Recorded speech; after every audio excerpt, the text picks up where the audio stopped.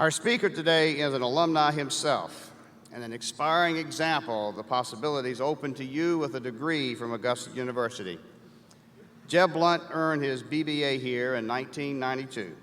14 years later, he took the plunge and left the corporate world to strike out on his own, launching an online jobs portal for salespeople that he called salesgravy.com. He describes the next 3 years of his life as a whirlwind, but at the end of that time period, in spite of the Great Recession crashing in at the same time, salesgravy.com emerged as a market leader. Today, it is the most visited sales employment website in the world. Jeb has 25 years of experience working with businesses of all sizes, from Fortune 500 corporations to small and mid-sized businesses to startups. Over the years, he's earned numerous awards and recognition, including he's been named one of the top 50 most influential sales and marketing leaders, one of the top 10 sales experts to follow on Twitter. And if you don't follow him, you should. I sure do. And the top 100 most innovative sales blogger. Forbes named him a top 30 social selling influencer. And Huffington Post named him a top 20 must-read author. He's the most downloaded sales podcaster in iTunes history. And in his spare time, Jeb has managed to write a few best-selling books, including Sales EQ, Fanatical Prospecting, People Follow You, and People Buy You. In the most recent issue of our alumni magazine, we asked Jeb to share some wisdom he's learned along the way. And he told us he's learned the easiest and fastest way to connect with other human beings is to listen. So now it's our pleasure to listen to him. Ladies and gentlemen, please join me in welcoming Jeb Blount.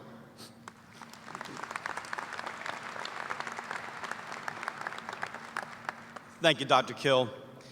You know, I'm honored beyond words to be with you here on this special day. And for me, it's a homecoming and perhaps a chance to make a difference in your life. Now, it'd be easy for me to stand here and offer inspirational platitudes. I could tell you that the future is bright, because it is. I could tell you that this is just the first step on an amazing journey for you, because it is. I could tell you that you are destined for great things, because you are. And I could tell you that it's important that you follow your passion, but more important that you take your passion along with you wherever you go. But instead of platitudes, my hope is to leave you with a message that you will actually remember, to give you something of real value that you can take along with you on this amazing journey. 2 years ago, I found myself on a one-lane dirt road in the middle of eastern Colorado on a late, hot summer day. And what I didn't know then was that my decision to turn down that road would lead me on a journey halfway across the world and bring me full circle here to have an opportunity to tell you this story today. One of my great mentors taught me early on that when you're at a crossroad, that when you have to make a difficult decision about how to spend your time or what direction you should take, that you should choose the thing that you will remember most. And this advice, choosing the thing you will remember most, has had an amazing impact on my life. And in many ways, it's become my mantra. And it was that mantra on that hot summer day that caused me to stop in the middle of the road, make a U-turn, and go back to that dirt road. The dirt road stretched out before me in the prairie as far as I could see. Along the left side was a long row of cottonwood trees, and to my right was this wooden sign that was covered in vines. And on the face of the sign, the word Amache was carved into the wood.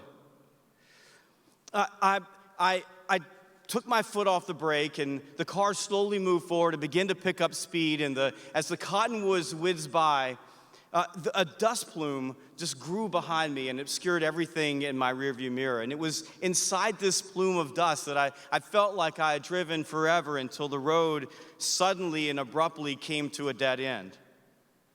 I got out of my car and I took a look around me and there was absolutely no evidence of what had happened on that same spot 74 years earlier, except for a small tin-roof pavilion that housed historical signs and placards. There was nothing. There were no cars, there were no people, there was only silence. I walked over to the pavilion and started reading the markers, and I immediately became engrossed in the story of Amache. So engrossed that I didn't hear the car pull up and park next to mine. I didn't hear the person walk up behind me, and I was startled by the frail voice that said, "I was here." I whipped around to find this frail, small Japanese man on a cane, and I said, "Excuse me?" And he said, "I was here." And I said, "Here?" And he said, "Yes. I was brought here as a child." And that's when he explained how he and his family had been ripped from their home in Southern California, put on a train, and shipped to the Japanese internment camp that was Amache in the early part of World War II. Now, standing right there in front of me was living history.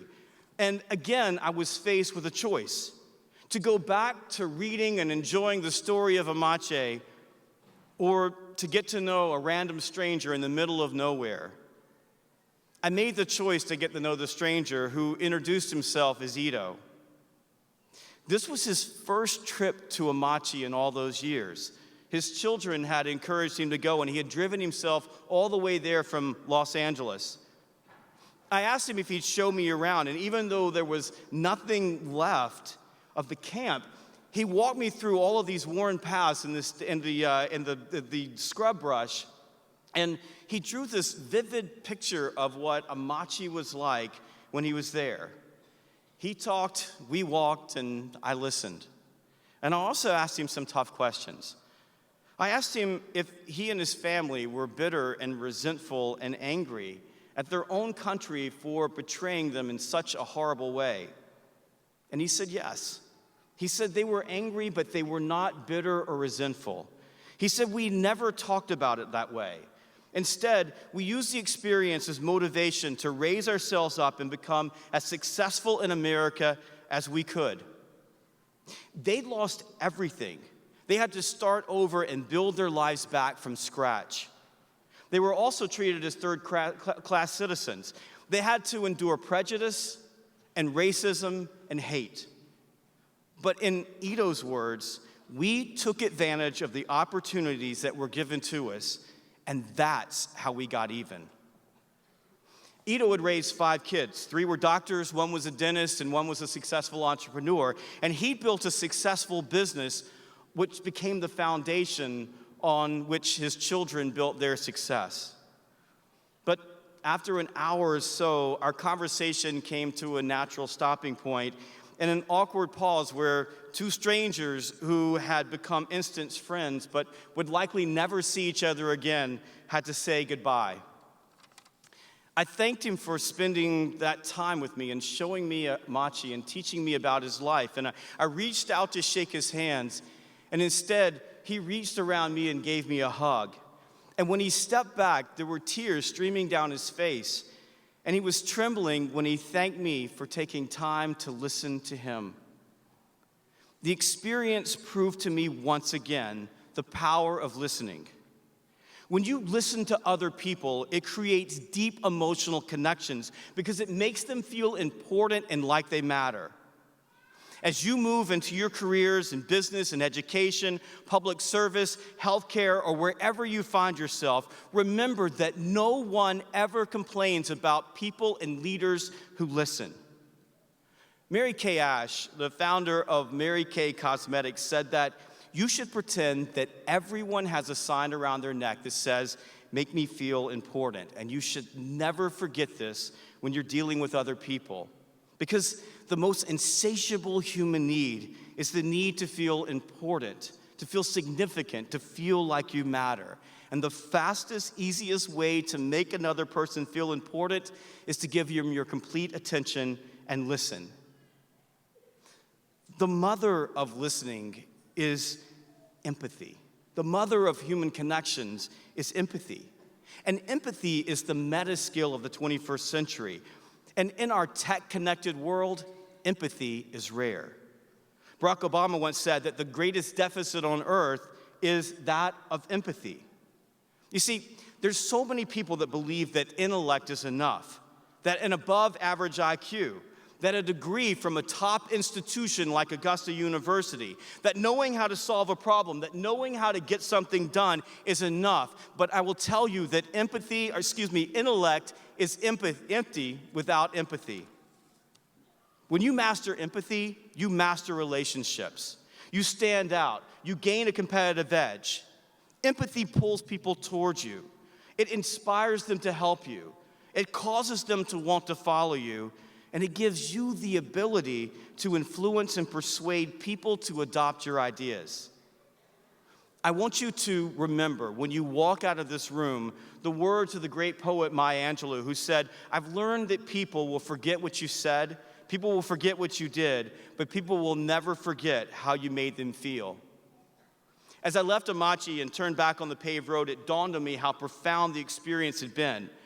I felt so fortunate to have had such a rare opportunity to walk through history with someone who had actually participated in it. The conversation with Ito inspired me to learn more, and a year later, I found myself in Japan, at Hiroshima and Nagasaki, on a personal quest to understand the war in the Pacific and how it led to the decision to lock up American citizens in camps like Amache. But what kept coming back to me again and again was Ito's spirit of gratitude. And this is what I believe is the greater lesson from Amachi, that we are not defined by what happens to us, but rather how we deal with what happens to us. What we learn from Ito is that bitterness and entitlement cannot grow where gratitude is present. I found that the most successful people in every endeavor share a common belief that is irrevocably connected to gratitude. They believe that everything happens for a reason. You see, everybody faces adversity. You will face adversity. It is inescapable and usually unexpected. But if you believe that everything happens for a reason, rather than whining that the world is working against you, you are grateful for the setback because you see it as an opportunity to grow. Grateful people feel both blessed to have been given any opportunity and a deep responsibility to squeeze everything possible from those opportunities. And that's what I want for you. I want you to feel that obligation as you walk out of this room, the obligation to squeeze everything out of this opportunity that's been given to you.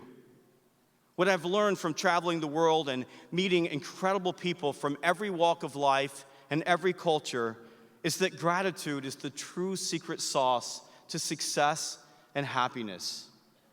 And the key to cultivating gratitude is both simple and free. You must practice being thankful and be intentional about being thankful. I think about Ito often when I feel like things aren't going my way. And I'm going to leave you with a poem that I was inspired to find after I met Ito that I read sometimes on those days when I feel like the deck is stacked against me, like I'm not making a difference, like everything is not working for me. Be thankful that you don't already have everything you desire, because if you did, what would there be to look forward to? Be thankful when you don't know something, because it gives you the opportunity to learn. Be thankful for difficult times, because during those times you grow. Be thankful for your limitations because they give you the opportunity for improvement. Be thankful for each new challenge in your life because it will help you build strength and character. And be thankful for your mistakes because they will teach you valuable lessons. And when you're tired and you're weary and you feel like you have nothing else to give, be thankful because it means that you made a difference. Congratulations, class of 2016.